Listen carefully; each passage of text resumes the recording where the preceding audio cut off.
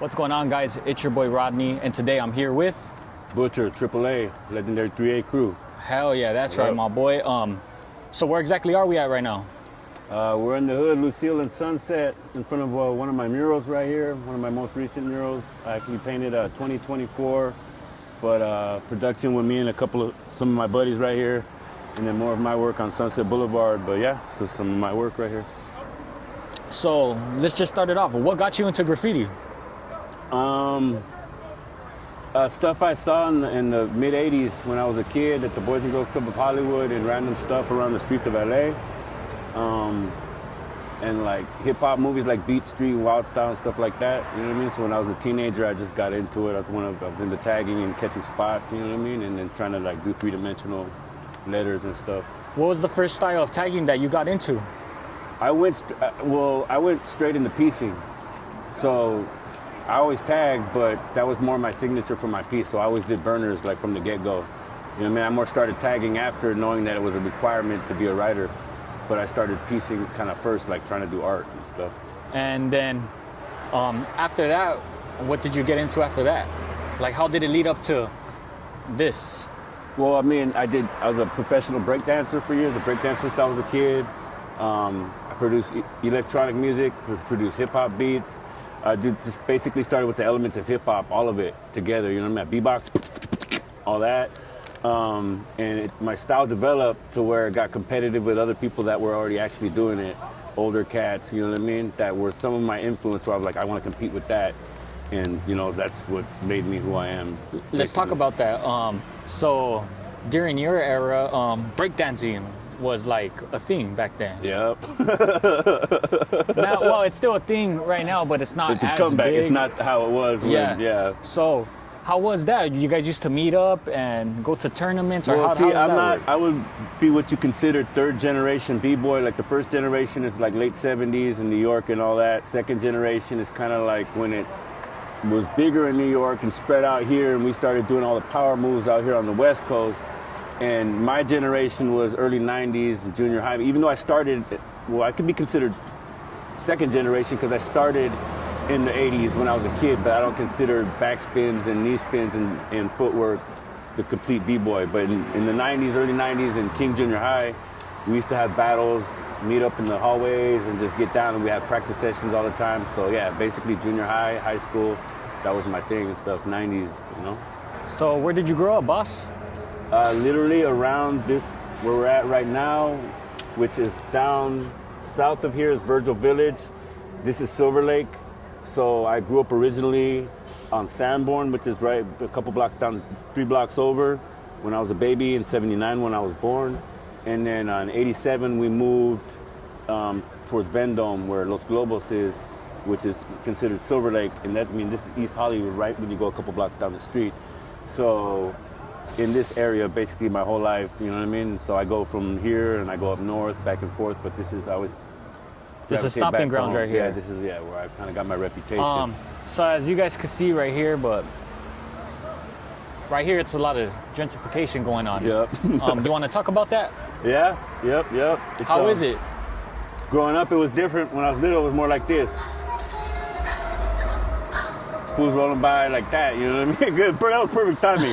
So it ain't like that over here, you know what I mean? It's we didn't pay up to do that. We didn't pay up to do that. Yeah, that had nothing to do with it. That was just, but it was more like, you know what I mean, raza. It was a different, certain people that are here now weren't here. And they're transplants from other places that developed based off of a scene. So there's a lot of tourism here and a lot of like restaurants and stuff, but a lot of the homies are still down the street and still got their spots, but a lot of people have been kicked out of their spots because of gentrification and the rent going up and stuff like that. But 30 years ago, it was a completely different place. It had an influential vibe that caught attention to other places, but it's you wouldn't have expected what it is now. It's like Flatbush, New York, or it's like a tourist place, you know what I mean? So why do you think Silver Lake got hit the most gentrification? Is it because it's right next to Hollywood, or what do you think? I think it has a lot to do, that is an obvious answer, the Hollywood thing, but it has a lot to do with in the 50s, it's where Hollywood people that were working in the studios had their real estate. So they would be living over here and then doing their jobs in Hollywood. And I guess it got promoted as that. So it got popular because people would run into celebrities here all the time and think that if they're living next door, which you do, like you run into celebrities. Like, so if you're from here, like, no offense to celebrities if they're famous, but they ain't shit. You don't give a shit. Like, you can run into Val Kilmer, oh my bad, he's dead, rest in peace. Run into Brad Pitt, you'll be like, oh, that's that dude, Brad, what's up, fool? It's not gonna be like, oh, that's that dude, I want his autograph, because you're used to seeing him. You know what I mean? You see the value, it isn't what you think. You know what I mean? These folks could be cheapskates too, you know what I mean? Damn. So, anyway, so did you see the gentrification happen like in front of your eyes slowly? Oh yeah, I watched it. It acclimated. That's a perfect word. It just happened. It was like what you would call yuppies in the 90s, the late 90s, which is almost like a hipster. What these hipsters are like. And then it turned into the hipster, like this person that thought they have a style, wearing a certain, listening to a certain kind of music, you know what I mean? Just trendy people, you know what I mean? When it wasn't trendy people who lived here. So there's a whole demographic of like this thing that came out back in the days, LA Weekly, and it said the men of Silver Lake, and it showed these white dudes wearing this fashion. My homie showed it to me, we started laughing because we're the men of Silver Lake, and we ain't like on no fashion show shit, you know what I mean? Damn, man, I could just being right here, man, I feel like I'm getting judged. Welcome to my world, bro. I feel like everyone's just looking at me, bro. I hope you air that, bro. I feel like I'm getting judged. Everyone's just looking at us. Yup, I grew up, you know, with that, you know. So you grew up getting judged? No, I mean, by the people? Later on. Well, no, earlier it was probably, there was different racial politics when I was a kid, you know what I mean? My mom's white, so they would see a dark brown kid walking with a white woman. They didn't understand that because I'm mixed, you know what I mean? But it's different now. You're judged for a different reason, by what you wear, or like I mentioned a bit ago, I'll be in my driveway smoking a joint, and somebody will walk by me, walk across the street, and their car's on my side of the street. They walked across the street just to avoid me. So, yeah, that kind of judgment. But that's just a lame person. Like, I'm not saying judging other people like that, but there are some, like, those aren't the people from here. People from here don't act like that. Yeah. We said hi to each other back in the days, you know what I mean? Yeah, why do you think they're so timid? I don't know. I can't speak for where they come from, or what they learned, or maybe their lack of experience in the world, or maybe they never got in a fight, or I don't know, you know what I mean? Let's get back to your graffiti. So, do you remember your first bomb that you ever did, or you've done so many that you don't even remember? I remember my first couple. I might not remember the order, but I remember my first actual couple spots. One of them was down, if you take Dillon, it's back off of Vendome, Dillon, there's a back cut alley, and there was just somebody's parking garage. And I thought, my bad, it was good enough for me to like rock it and not get like, you know, I was 13, to hit it and not be afraid of getting caught, you know what I mean? And I liked what I did. I did a Krang, and I did a character with it, and it was all white outline. That was my first bomb. And then the second one was on AutoZone, where it used to be AutoZone on Hillhurst and Sunset Hollywood Boulevard right there. So I'm guessing, as like how you said, you started at the age of 13. Yeah. Well, maybe a little bit younger, but I wasn't out doing it. I was a kid being supervised. You're like doing I was practicing, and I was drawing since I was 4. I was practicing like sketches and stuff, doing graph stuff, trying to like on paper. I wasn't out catching spots. So if people would consider that the development, I would say I actually started physically doing it in 94. Okay, in 1994. So let's talk about that. How was it graffitiing in the 90s? I wasn't, so like at that time, I wasn't gravitated towards tagging, and everyone was tagging. Like everyone, I went to John Marshall High School, and everybody and their mom was a tagger. Like you had to be a tagger, like. Oh, what are you doing?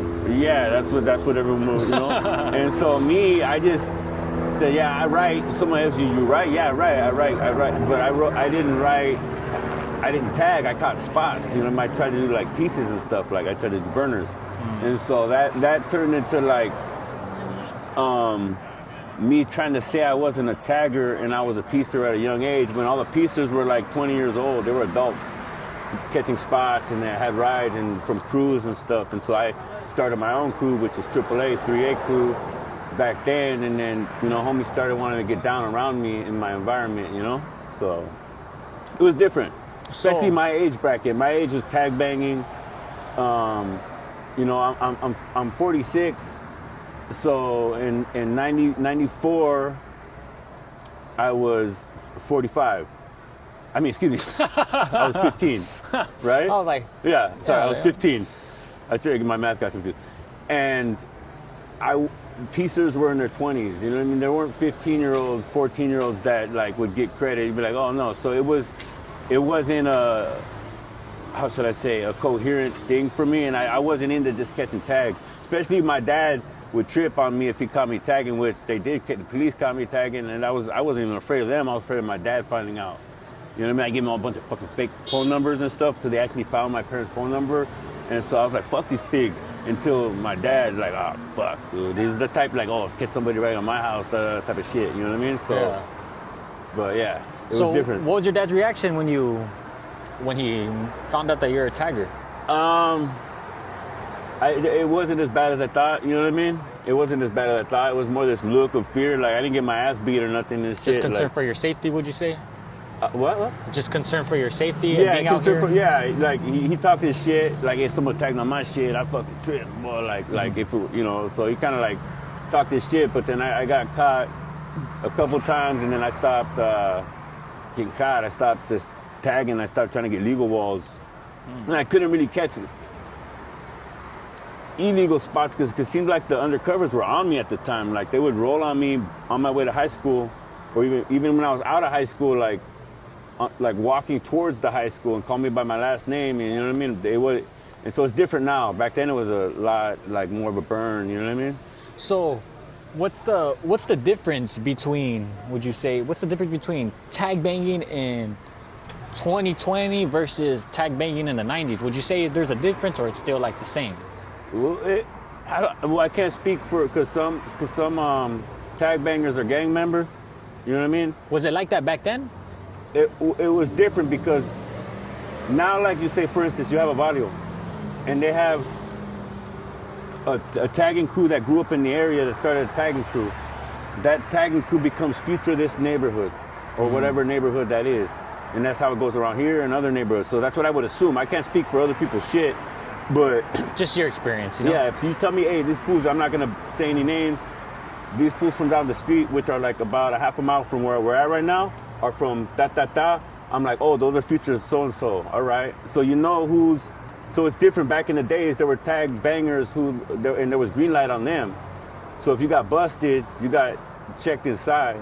So there's a green light on taggers. Yeah. That was one of the biggest fears, is like, well, you're just gonna get dumped on for catching tags, you know what I mean? And you didn't have to be a tag banger, and it was because of tag bangers why there was a green light on taggers, you know what I mean? So it wasn't because taggers, it wasn't because of graffiti. Tag bangers. It was because of fools trying to be active and hold guns and shoot and be in people's neighborhoods, and that's what that was about, you know what I mean? So, do you have any experience, like, with the green light, with the tagging and everything? Like, well, obviously you do. Like, well, how was that pressure? Is when I caught my first case, which wasn't graffiti related, was in 2002.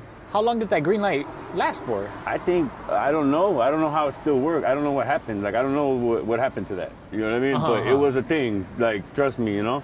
Yeah. So in 2002, I was in county for a couple weeks, and I ran into some writer that was in there for like 8 years. He's like, I've been here for 8 years. I'm from, he was from RTD, and he had all sorts of shit to say to me, and it was kind of under his breath. And I asked him about the green light thing, and then he's like, fool ain't tripping on that, really, you know? And I'm like, then why are you like whispering? It's like, oh, we're not supposed to be he didn't really know me, you know what I mean? So, yeah. But, so there was a change in where, you know, there's fools that are writers, and you go in the county and you run into fools, like random writers that'll tell you that they're writers, or they're so-and-so, you know what I mean? But, yeah, most fools that are tag bangers, those tag bangers, that's a hood now. Like, I know OFA is a hood now. That used to be a tag banging crew, and they're a hood. They're up in San Jose, and they're Sureños, you know what I mean? So I don't know. It's different now. Yeah, it's different. So, but if I don't know what the politics, if it's someone that's saying they're tag bangers and they're not from a neighborhood, I don't know if I take that too seriously the way I grew up. You know what I mean? Do you got any stories that you could say that any like crazy stories that happened in the 90s? Not that crazy, but like anything that you could say, you know? In the 90s? Yeah, in the 90s, like. That laugh right there just shows me there's a bunch of stories. Shit, like graffiti shit. Jumping out of a car at 80 something miles per hour because some fool was like, ah! So me and the homie Plug was in the back seat. He rolled out the car and I had to jump out. I split my dome. Nah. Like, you know, when someone gets scalped, bro, I pulled the back of my shit all the way back and touched my scalp and I couldn't feel my it was numb. And then fucking I went and walked towards some like white Honda and I leaned up against it and I just seen fucking black drops, with blood leaking. And some dude came out of his house, what happened? And then they called us a cab. And then that fool picked us up to take us downtown to the hospital, whatever hospital it was. And then the homie Plug started catching streak spots in the back of the cab. And then I had to give a false police report, like with amnesia. I had amnesia, I didn't know shit. Yeah. And so I had to make up a story like... You probably don't even remember the story, man. I remember everything that happened now. Oh, you do? Yeah, Damn. Yeah, that was in 96. But that was like, it wasn't graffiti related. You just asked me some crazy shit, you know what I mean? But yeah, I survived. I had 8 stitches in the back, in the top of my dome. Damn. Like road rash right here. I don't know if you see it. Damn, it's still right there? The tattoo covered the road rash and shit. But yeah, that was some gnarly. That's the first thing that came to mind when you said 90s. Like, like separate from graffiti, there's all sorts of shit happened. There was like, you know, like, yeah, I don't want to talk about too much crazy not too shit, much, yeah. but damn, that's crazy. You know, that's Wow. a good story right here. So Shout out to my homie Plug, SA10, you know what I mean? That's the homie. shout out Plug. Yeah. So, damn, bro. So, what's the is being a graffiti is doing graffiti catching bombs cool? Cause I'm pretty sure while you're catching a bomb, another graffiti artist comes, like while you're catching a bomb, they're like, hey, like you meet all these type of different graffiti artists, right? Yeah, I've met all sorts of people. Because Yeah. I've done graffiti vlogs and we're right there, right? They're catching spots. Yeah. Then like a famous tagger just comes out of nowhere, like, whoa, you're Yeah. who? Yeah. It's kind of like, whoa, what the hell? No, I know. It's interesting that I've met a lot of the people I looked up to growing up. So I've already met them, and I'm in contact with a couple of them Just by being out in the field. from back in the days, actually. Wow. From back in the days, and then like I'm out in the field now. I don't run into them like out in the streets, but it's like my influences I've met. You know what I mean? And I've communicated with them, which is an inspiration. And then I do when I meet up and coming writers, especially when they got the right state of mind and they're good, they're not like just doing some toy shit. I motivate them. I'm like, homie, do your thing. Like fuck haters. You know what I mean? Like I have nothing negative to say. If they come with the wrong mentality, like trying to like, I hope no one takes this too personally, trying to side bust. And I'm like, hey, I got somebody coming right here that's about to pay. Hey, and they're gonna go paint it. That's the wrong mentality, homie. Like if you see someone organizing something, let them organize their shit. Don't just side bust anybody. There's rules to it. Like I mean, back in the days, it used to be like there's no rules, but then there are certain rules, and like you know what I mean, where like respect, common respect, and consideration for other writers. You know what I mean? Like don't overspray someone's shit like that. You know. So, how do you feel about people going? Have you ever seen a toy go over a good piece like this? Yeah, I saw the other day. Trying to remember his name so I could say it. It's like 45S or something. I don't know if he's in Mexico or some shit. But this was posting it online, and not P45. That fool's OG. That fool gets down. But someone jocking his name kind of. And this fool's posting his stuff, and he's doing a throw up over a dope piece. I'm not like saying it's not my style, but what I consider a cool piece. And this fool's doing a throw up over it and then promoting it on his Instagram page. Like it's all good to do that. You know what I mean? Like. And all the comments said, Toy, like, what are you doing? Like, come on. What are you doing? The rule is you don't go over something that you can't serve, that doesn't look better. And that beauty is in the eye of the beholder, I get it. But you must be, like, mentally insufficient if you can't figure out to put some ugly shit over some shit somebody took their time and put effort into, you know what I mean? So how long would a piece like this take you to? Just this, right here. This took, I spent like I think 3 hours one day and then 3 hours the next day. So 6 hours in total? Yeah, but I wasn't at the wall. I was kind of with the homies kicking it. We were like hanging out here. We had a few fools here. So I would say about 5 hours altogether painting. If there's any companies that want you to do something like this, where can they find you at? Instagram. My Instagram is my main way of communication is Butcher3A. So Butcher underscore 3A. No matter what, your stuff will be in the link in the description and on the screen right here, right now. Thank you, brother. Appreciate that. So, damn, that's pretty crazy, man. 6 hours, you're talented. More 5 hours. Let's say 5 hours. Yeah. Boy, you're just hyping yourself up now. Just joking. So damn, 5 hours, bro. That's very talented, you know. Thank you, brother. This right here will probably take me 5 hours, this little piece, right? And I probably won't even do that shit. Goddamn, very props to you. So what makes you get into that state of mind?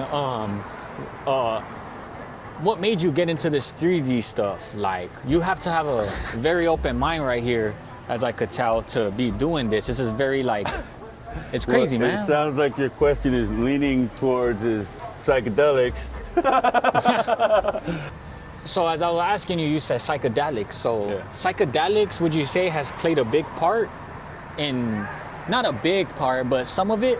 This is my example of the visions it's given me, right? Say LSD, DMT, psilocybin, mescaline, whatever brings you into that state, right? Not hard drugs, but specifically psychedelics, things for the brain that enhance the mind, that take you to another level. So say you get a piece of metal, and you're an artist, right? You get a piece of chrome metal, right? And you're to draw that piece of chrome metal. So imagine trying to draw it twisted. It's going to be a little bit more difficult to draw it twisted, right? Because you're looking at different angles you might not be ready for. On psychedelics, LSD specifically, means you get an LSD, you can see that twisted metal, right? And then see patterns within it, which is a fractal, and that's what it did for me. I saw patterns within patterns, and that's how I match patterns, like something like this goes into this and that goes into that. And with DMT, took things to the next level, and I'm not taking talent or credit away from myself naturally. I've always been able to draw, right? But to see things from a different perspective, beyond the veil, so to speak, I've done with psychedelics such as DMT, and would be a fractal pattern of things repeating themselves, eating themselves, regurgitating themselves, and going back and swirling into each other. That comes from my doing that. So when like someone does common two-dimensional graffiti, they have a plan, they sketch it out, I'm going from the fractal. So say if that's my B, right? I'm gonna expand and have a swirl, and that's gonna loop into the U. You get my point? Mm-hmm. And that's what I would say psychedelics did. Let me see shapes from a different angle and how to make them funkier from a different alien perspective, so to speak, from what you're not used to seeing in this realm. So yeah, that's what I've done with that. You know, it's crazy that you say that. I would say, I don't know these people that gentrified this area and stuff, but I would say the people that are walking around and everything, they love your graffiti art. Oh, I get love, yeah, from like random people that I wouldn't expect to, you know what I mean? Yeah. Like, my shit's dedicated towards like B-boys, graffiti heads, like. Can we walk and show them the other spots? People that like wild shit, wild work, you know what I mean? Yeah. And so. Like this, an example surprised. like this. Yeah, this is like one of my random characters, you know, like little like happy dragon. This is a happy dragon. I never gave him a name, but then I just seen this fool like, hey, like I'm like, all right. Hell yeah. So somebody put some shit right here. I don't know what the fuck that is. Put a sticker or some shit here, but.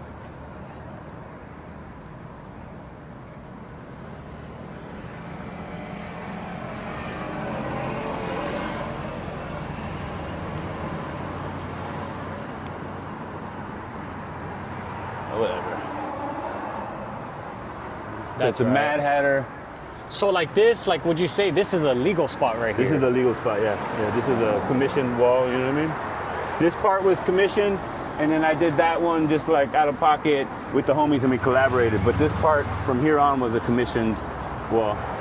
Yeah, I can see, man, a lot of people are walking and they see us right here filming and they get interested. They're like, wait, what? Oh, they're like, people are interested in graffiti?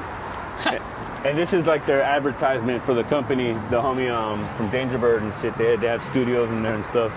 Hell yeah, boss. Tony Hawk was here once, and the homie, hey, fool, come say what up. Oh, I love the work. I'll come back and holler at you after the podcast. And this fool fucking dipped out and didn't say what up. So how long right here did this take you? That took about 4.5 hours. That took about 2 hours, and I think that took about 2 hours. And I don't remember, that was like garnishment in the eyeball, you know what I mean?